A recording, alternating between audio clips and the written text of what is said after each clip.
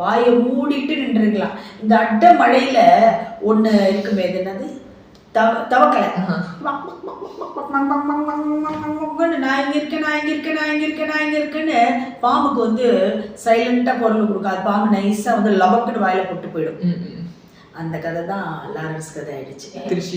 திருச்சி வரைக்கும் நிற்க போறேன்னு சொல்லி வந்தாச்சு. சைலண்டாக கப்சப்புன்னு நின்றுக்கணும்.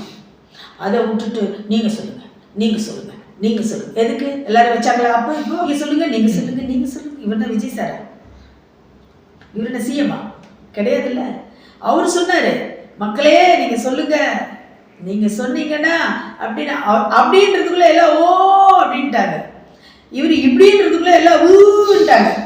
அந்த இது அதை தான் அவர் ரொம்ப கஷ்டப்பட்டு வளர்த்துருக்காரு. இப்போ நம்ம அப்பா அம்மா சொல்ல மாட்டாங்க, எப்போ பாரு செல்லம் பட்டு கண்ணனா கொஞ்சிருவாங்க, ஏதே வேலைங்க அப்படின்னு சொல்லுவாங்களே இல்லையா? அந்த ஒரு உரிமை, அந்த ஒரு பாசம், நம்ம வளர்த்த பசங்க அப்படின்னு சொல்லியிருக்கலாம். இது அதுன்னு சொல்றதுனால நம்ம இன்னைக்கு இருக்கவன் நாளைக்கு இல்லைன்னும் போது, இன்னைக்கு தம்பி சந்தோஷமா இருக்கீங்களா அப்படின்னு மண்டே போட்டோன்னா அது வந்துச்சா?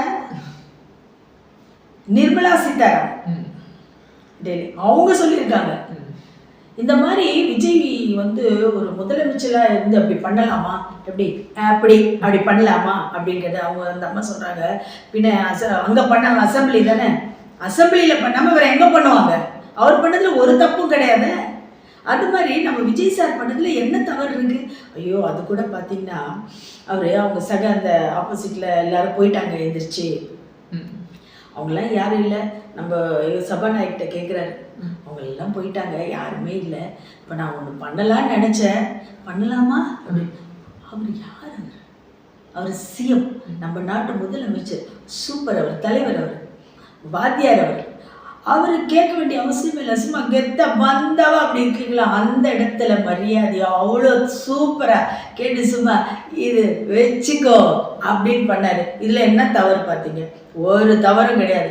சூப்பர். அவர் இன்னொன்று வந்து பாரதியோட இறப்புல வந்து கரண்ட் கட் ஆயிடுச்சு ஒரு 1/2 hour. இது சிஎம் ஆச்சு பாருங்க, கரண்ட் கட் ஆகுது. அதுவும் இறப்புல போய் கரண்ட் கட், எவ்வளோ கொடுமையான விஷயம் அப்படின்னு.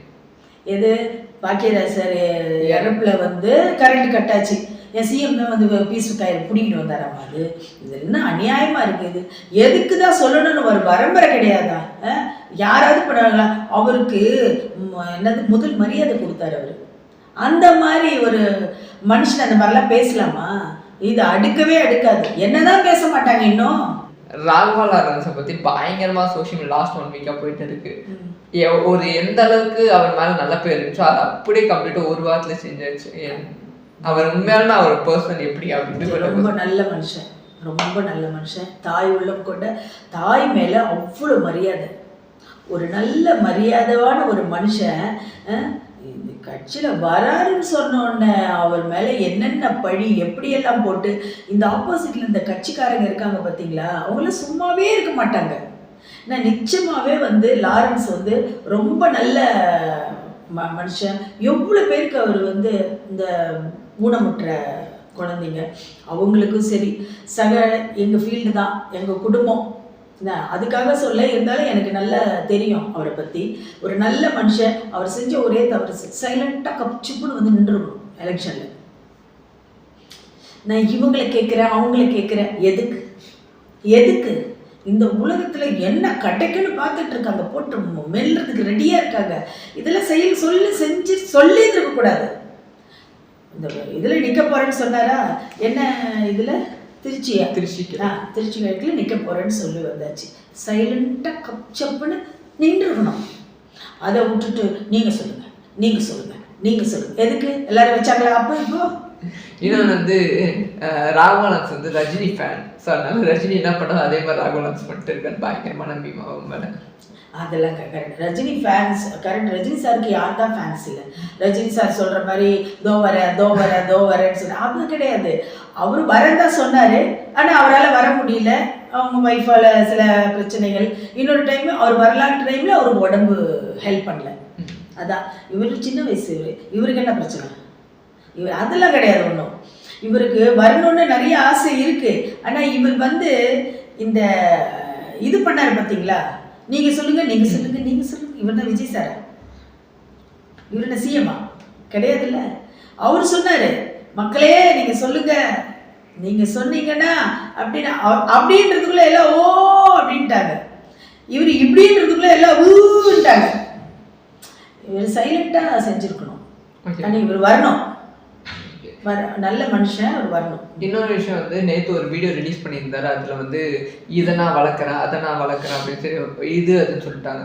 லைக் ஊனமற்றவங்களை வந்து அது இதுன்னு சொல்லிட்டாங்க. அந்த வீடியோ பார்த்தீங்கன்னா அதை பற்றி பயங்கரமாக இது பண்ணிட்டு இருக்காங்க. ரைட்டு, இது அதுன்னு சொன்னது தவறாயிடுச்சா? இது அதுன்னு சொன்னது தவறாயிடுச்சு.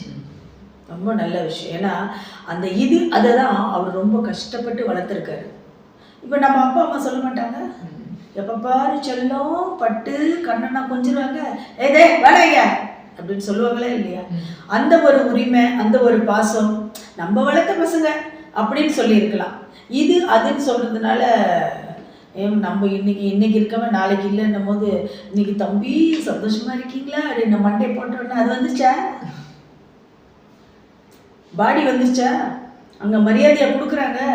அந்த மாதிரி தான் இது ஒன்றும் பெருசாக தவறாக ஒன்றும் தெரியல. இன்னொன்று வந்து இத்தனை நாளாக வந்து அவங்களாம் வெளியே காமிக்காம இப்போ மட்டும் வெளியே காமிச்சு ப்ரொமோஷன் தெரிகிறாரா அப்படின்னு கேட்குறேன். இத்தனை நாளாக யாரை காட்டல? ஊனமற்றவங்க வெளியே காட்டலையா? அவர் எப்போத்துலேருந்து தான் காட்டிகிட்டு இருக்கிறாரு. அவர் ஒவ்வொரு படத்துலையும் ஒரு இதுலனாச்சும் வந்துட்டு போயிடுவாங்க. ஸ்டார்டிங்கில் இருந்தே அவங்க ஒரு ஊனமற்றவங்க வந்து ஆடுறது பிறகு இதெல்லாம் பிளானிங்லாம் கிடையாது. அவர் எப்போத்துலேருந்தே காட்டிகிட்டு இருக்காரு ஒருத்தரையும். இதெல்லாம் சும்மா பேச்சு. அவர் கட்சிக்கு வராருன்னு சொல்லணும்னு பின்னாடி இந்த ஆளை வச்சு அவருக்கு இது பண்ணலாம் அப்படின்னு நினைக்கிறதெல்லாம் தவறு. இத்தனை நாள் அந்த அரசுக்கு வர வேணாம் சொல்லி திடீர்னு அரசுக்கு வரணும், என்ன காரணம் நினைக்கிறீங்க? சிஎம் சார் தானே அவரை வர சொல்லியிருக்காரு. இப்போது சிஎம் சார் நம்ம விஜய் சார் தான் இவரை வாங்க ஜாயின் பண்ணுங்க அரசியலில் வாங்கன்னு சொன்ன மாதிரி கேள்விப்பட்டோம். நம்ம அதுதான் கேள்விப்பட்டோம். இப்போது திருச்சி கிழக்கில் நிற்கிறேன்னு சொன்னார் யார்? நம்ம சிஎம் சார் தான் அவரை வர சொல்லியிருக்காரு. வாங்க அப்படின்னு சொல்லி கேள்விப்பட்டோம். வாங்க அப்படின்னு சொல்லிக்க அதனால இவர் வந்தார். இவர் சைலண்ட்டாக நின்றுருக்கலாம், வாயை மூடிட்டு நின்றுருக்கலாம். இந்த அட்டை மழையில் ஒன்று இருக்குமே, இது என்னது தவக்கலை, நான் இங்கே இருக்கேன்னு பாம்புக்கு சைலண்ட்டாக குரல் கொடுக்காது. பாம்பு நைஸாக லபக்குன்னு வாயில போட்டு போயிடும். அந்த கதை தான் லாரன்ஸ் கதை ஆயிடுச்சு. இவர் சைலண்ட்டாக இருந்திருக்கலாம். நம்ம இவருக்காக யாரும் ஓட்டு போட போகிறதில்ல. அதை முதல்ல லாரன்ஸ் மாஸ்டர் தெரிஞ்சுக்கணும். இவருக்காக ஓட்டு போட போகிறது இல்லை, நம்ம சிஎம் சார் மூஞ்சிக்காக தான் இவ்வளோ மக்களும் போட்டிருக்கிறாங்க இல்லையா? அந்த மாதிரி நீ சைலண்டாக வந்துட்டு இருந்தா கம்முன்னு ஜெயிச்சுட்டு போயிட்டு இருந்திருப்ப. இது தேவையில்லாத விஷயம். இப்போவும் ஒன்றும் கெட்டு போகலை, சைலண்டாக நிற்கலாம். இவர் வாயை மூடிட்டு கம்முன்னு நிற்கலாம். அங்கே சிஎம் சார் சொல்ல போகிறாரு, இங்கே ஓட்டு விழ போகுது அவருக்கு, அவ்வளோதான். இப்போ ஆக்சுவலாக டி ராஜேந்தர் படம், அந்த படத்தில் ரமண பாபுன்னு ஒரு டான்ஸ் மாஸ்டர். அப்போ நான் அசிஸ்டண்ட்டாக இருந்தேன், சாங் பண்ணிகிட்டு இருந்தேன். அப்போ அந்த அண்ணன் கேட்டார், இந்த சாங் எடுத்து கொடுமா அப்படின்னாரு. அப்போ நான் போயிருந்தேன். அந்த மாஸ்டர் ரமண பாபு மாஸ்டர், நான் அசிஸ்டண்ட்டாக போயிருந்தேன். எனக்கு அசிஸ்டண்ட்டாக வந்தவர் லாரன்ஸ். ஓகே, அவர் புதுசு, அப்போ தான் வந்திருக்கிறாரு. அப்போது பாபு மாஸ்டர் சொன்னார், இது தம்பி நல்லா டான்ஸ் பண்ணுவார், நபிஷா நீயும் கூட அசிஸ்டண்ட்டாக வச்சு இந்த சாங் பண்ணுங்க அப்படின்னு சொன்னார். அப்போ தான் நான் ஃபஸ்ட்டு லாரன்ஸ் மாஸ்டர் நான் பார்க்குறேன். மாஸ்டர் இப்போ மாஸ்டர், அப்போ ஒரு மாஸ்டர் இல்லை. இப்போ கூட நல்லா சூப்பர். அப்போவே அந்த பிரேக் பிரேக்கு அதெல்லாம் டைம் சூப்பராக பண்ணுவார். ரொம்ப நல்லா பண்ணி நான் டான்ஸ் பண்ணும்போது நல்லன்னு சொல்லுவார், இது பண்ணலாம் அது பண்ணலாம். அவருக்கு ஞாபகம் இருக்கான்னு கூட தெரியாது. யார் இப்போ ஒரு பெரிய இதாகிட்டாரு. நான் அந்த டைம் அசிஸ்டண்ட்டாக நான் பண்ணேன். அவரும் நானும் சேர்ந்து நானும் அசிஸ்டண்ட்டாக பண்ணோம் அந்த ஒரு சாங். அதுக்கப்புறம் நான் லாரன்ஸை பார்க்கவே இல்லை.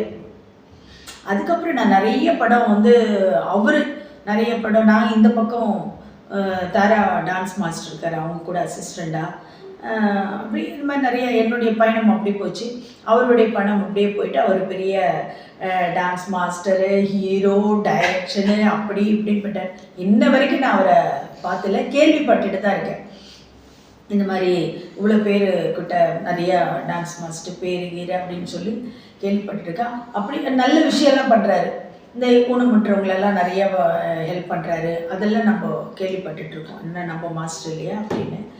அதனால அவர் அழகா வந்திருக்கலாம், சைலண்டா வந்து ஜெயிச்சுட்டு போயிட்டே இருந்திருக்கலாம். தப்பு பண்ணிட்டாரு.